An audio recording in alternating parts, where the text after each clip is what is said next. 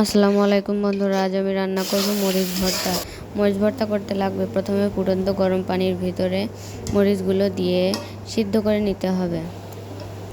সিদ্ধ হয়ে যাওয়ার পর আর হাই ফ্লেমে গ্যাস অন করে অনেকক্ষণ নাড়া দিয়ে একে একে মরিচগুলো উঠিয়ে নিতে হবে।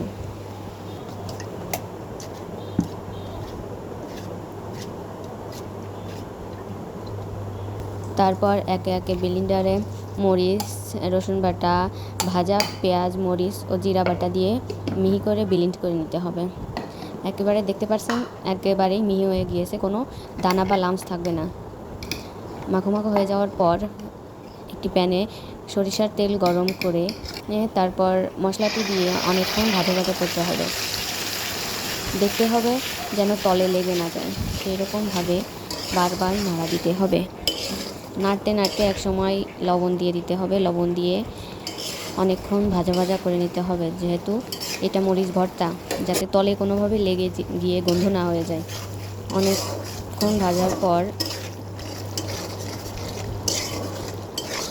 যখন তেলটা টেনে নিয়ে যাবে তখনই বুঝবেন ভাজা ভাজা হয়ে গিয়েছে।